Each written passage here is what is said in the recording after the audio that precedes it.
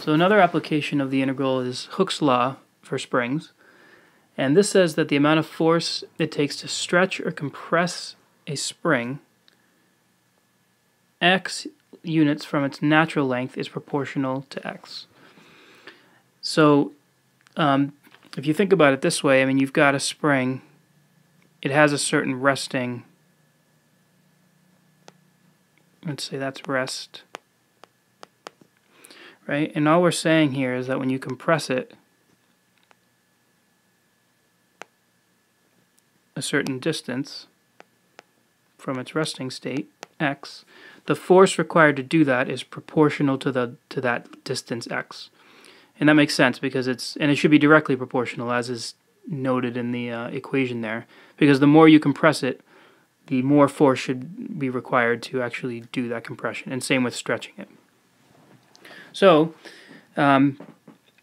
if we're told that it takes 12 newtons to stretch a spring,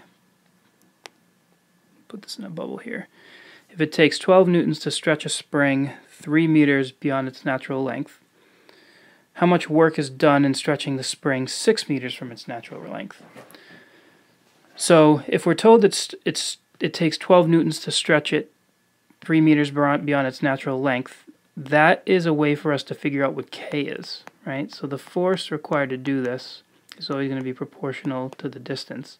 But we're told that it takes 12 newtons to stretch it 3 meters beyond its natural length. So I'm plugging 3 in for x, which means that K is 4. And so that means that our force function is just f of x equals 4x.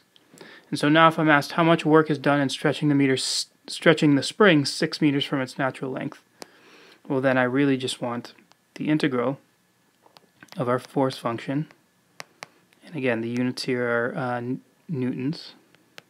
The units here are meters, so we'll be getting a work out of this. And you're stretching it 6 meters from its natural length. So when it's at its natural length, we would say that x is 0. The distance from its natural length is 0. And we're integrating from 0 to 6. And so we can do this many ways. We'll do this one with an antiderivative, since the 2x squared is an easy antiderivative to evaluate. From 0 to 6, so you get 2 times 6 squared minus 2 times 0 squared. So you get 72 Newton meters.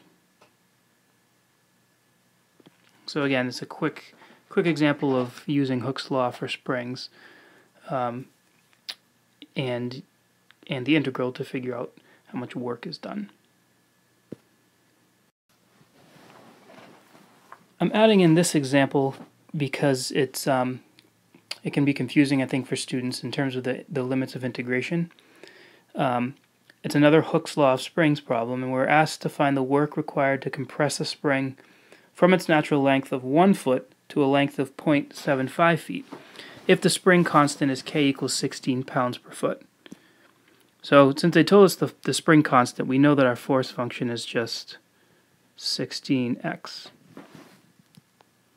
What we don't know are the limits of integration here. So here's where a picture might help. We've got, let's just say that's the spring at rest.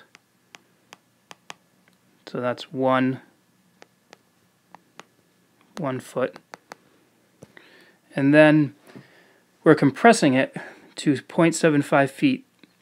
So that means that we're compressing it to like this distance rather. And so this would be the compressed. And this is where it's important to pay attention to what Hooke's law says. So clearly we know that the integral is going to be 16x dx. And again, that's in this case pounds. And this is feet. So pound feet are going to be our units. But what Hooke's law says is that the amount of force required to do this is proportional to the distance that the spring moves from its natural length. And in that case, that's this distance right here. It's just poorly drawn, but let's just say it goes to there. This is the distance that the spring is changing from its natural state to its compressed state. So that's x. And that we can see is 0.25.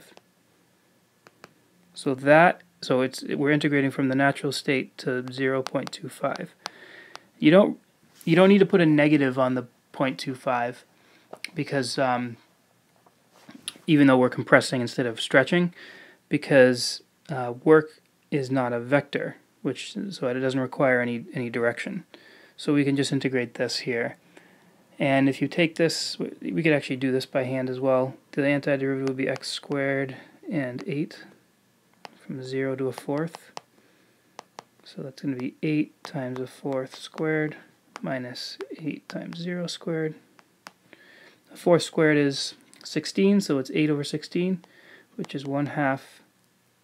And actually the units are foot-pounds. I think I said pound-feet, but foot-pounds.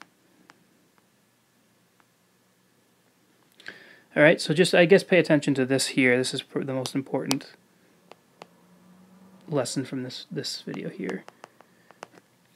Right, the limits of integration can be confusing, so hopefully this helps out a little bit.